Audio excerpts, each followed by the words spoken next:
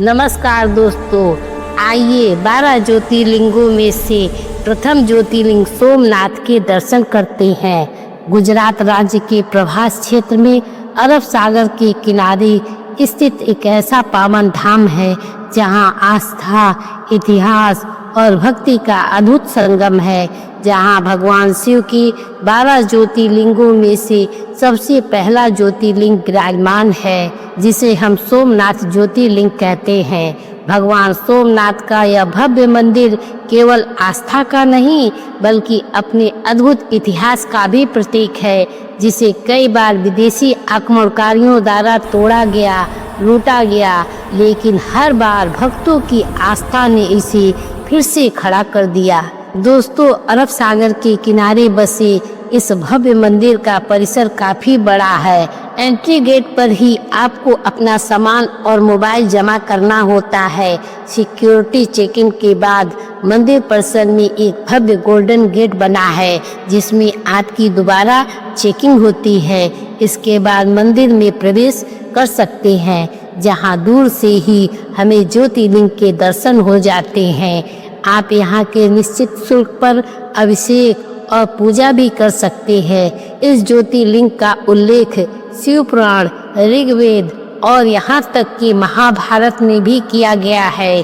प्राचीन समय में चंद्रदेव ने ब्रह्मा जी के पुत्र दक्ष प्रजापति की 27 कन्याओं से विवाह किया था, लेकिन चंद्रदेव सिर्फ अपनी प्रिय पत्नी रोहिणी से अधिक प्रेम करते थे। इस कारण बाकी 26 पत्नियां दुखी रहती थी। इस बात को लेकर उन 26 कन्याओं ने अपने पिता दक्ष प्रजापति से चंद्रदेव की शिकायत की, तो दक्ष प्रजापति ने चंद्रदेव को समझाया, लेकिन चंद्रदेव पर उसका कोई असर नहीं हुआ और वह सिर्फ रोहिणी से प्रेम करते रहे। इससे दक्ष प्रजापति क्रोधित हुए और उन्होंने चंद्रदेव को श्राप दे दिया कि वे धीरे धीरे क्षय रोग से ग्रस्त होकर क्षीण हो जाएंगे। इस श्राप के कारण कुछ ही समय में चंद्रदेव की चमक धीरे धीरे खत्म होने लगी, लेकिन इससे पूरे संसार पर संकट आ गया। इस संकट से बचने के लिए चंद्रदेव ने भगवान ब्रह्मा से इस श्राप के निवारण का उपाय पूछा। ब्रह्मा जी ने चंद्रदेव को प्रभास क्षेत्र में जाकर भगवान महादेव की आराधना करने को कहा, जिसके बाद चंद्रदेव ने वहां पर घोर तपस्या की और भगवान शिव को प्रसन्न किया। भगवान शिव प्रसन्न होकर चंद्रदेव को वरदान दिए कि वे श्राप से पूरी तरह मुक्त तो नहीं हो सकते, लेकिन वे प्रतिदिन कृष्ण पक्ष और शुक्ल पक्ष में ही बदलते रहेंगे। यानी महीने के 15 दिन वह कृष्ण पक्ष में और 15 दिन शुक्ल पक्ष में ही रहेंगे। यही कारण है कि चंद्रमा अमावस्या को पूर्ण रूप से अदृश्य हो जाते हैं और फिर धीरे धीरे पूर्णिमा को पूर्ण रूप से चमकने लगते हैं। चंद्रदेव के अनुरोध पर भगवान शिव ने इस स्थान पर स्वयं को एक ज्योतिर्लिंग के रूप में स्थापित किया। इसके बाद इसे सोमनाथ कहा जाने लगा। सोम का अर्थ होता है चंद्रमा और नाथ का अर्थ होता है स्वामी, यानी चंद्रदेव के स्वामी। इस मंदिर के निर्माण के बारे में कहते हैं कि उस समय चंद्रदेव ने ही इस मंदिर का निर्माण किया था, लेकिन बाद में कई बार आक्रमणकारियों द्वारा इस मंदिर को नष्ट किया गया, लेकिन हर बार इसका पुनः निर्माण किया गया।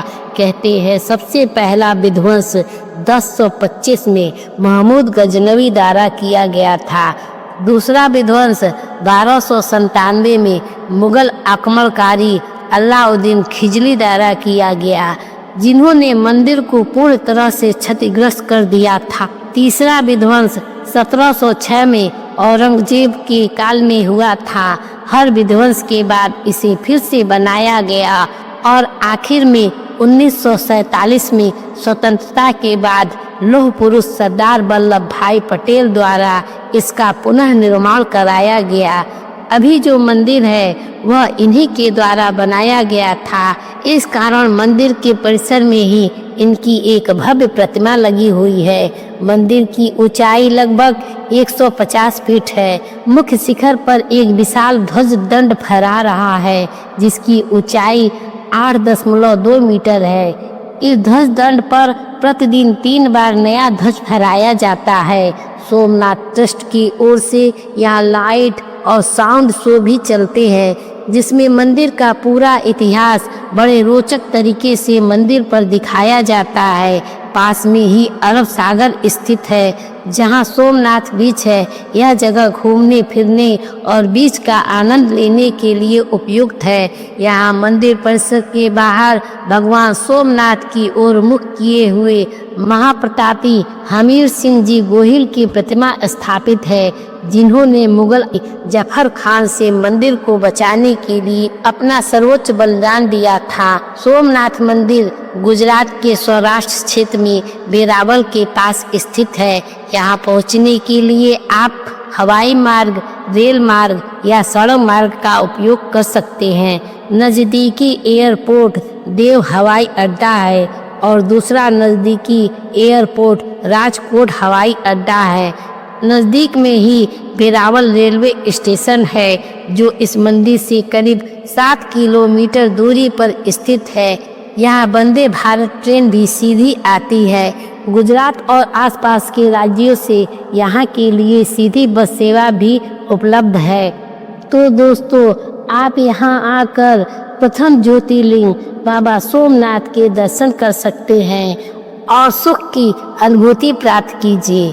बाबा सोमनाथ आपकी सभी इच्छाओं को पूर्ण करें। दोस्तों, उम्मीद है यह वीडियो आपको पसंद आई होगी। याद रखें, आपकी छोटी सी मदद हमारे लिए बहुत मायने रखती है, इसलिए इस चैनल को सब्सक्राइब करके वीडियो को लाइक ज़रूर करें और अपने विचार कमेंट में ज़रूर बताएं।